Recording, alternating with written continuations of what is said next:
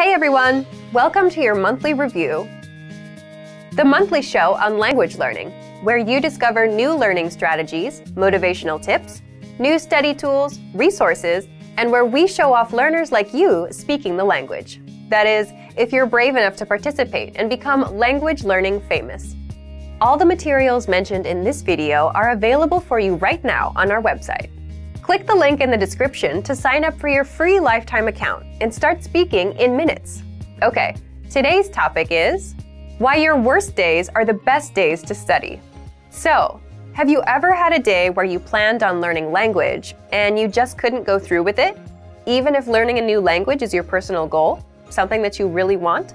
Well, today you're going to learn 1. Why these bad days happen, and 2. Why you'll get your best work done on your worst days. Let's start. Why bad days happen with language learning. When I say bad days, I don't mean when you're too busy or when life gets in the way. These things are unavoidable. I mean days when you're just not in the mood. It's a perfectly good day, the sun is shining, no bad news, but you just can't get yourself to study. You're just wasting the day. So here's why they happen. First, it's the law of diminishing returns in action. What does this mean? Think of it as eating pizza every day for 5 days a week.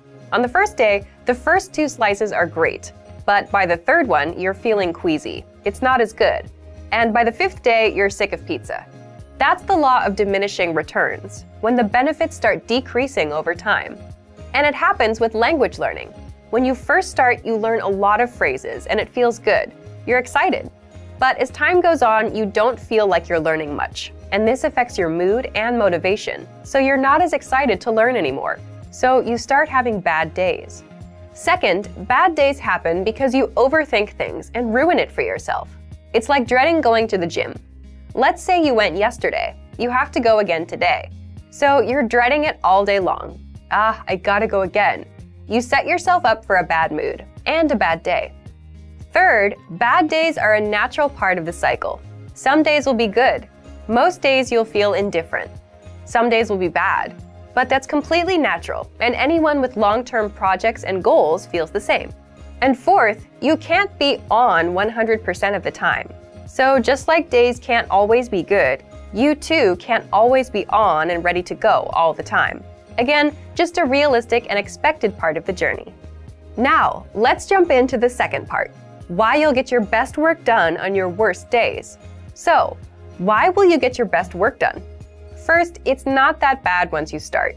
Once you've spent 10 or 15 minutes learning a language, it's not so bad. People say the same thing about the gym. If you show up and put in a bit of time, it gets easier. Second, it's overcoming a mental barrier. What I mean is, when most of us have bad days, our brain automatically says, okay, can't be done today. Stop, we're done.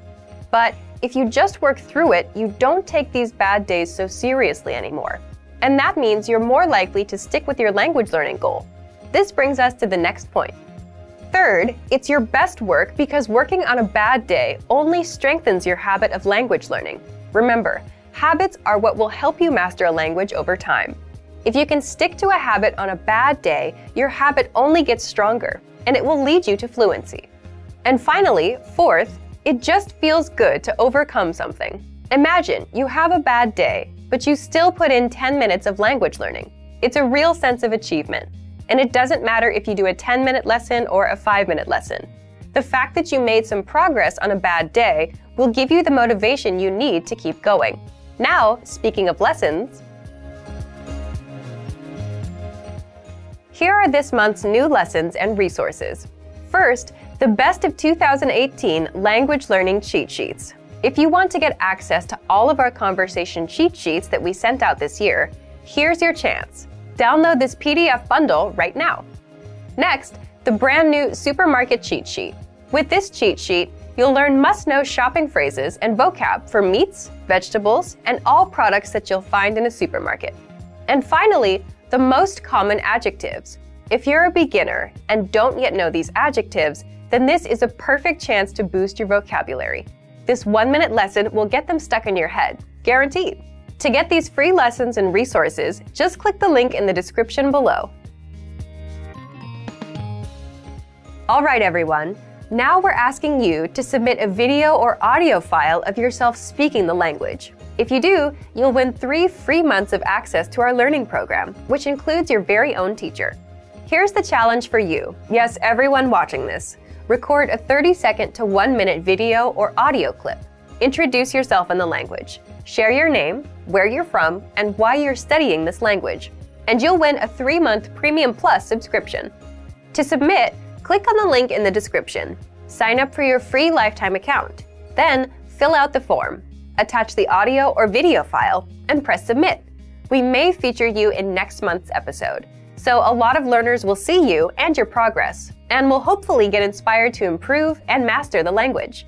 To submit a recording, click the link in the description and follow the instructions on the page. So thank you for watching this episode of Monthly Review. Next time, we'll talk about how to set achievable language learning goals and resolutions. In the meantime, submit your recording if you're brave. Like and share this video, and leave a comment to tell us what language learning tactics you'd like us to talk about. See you next time. Bye!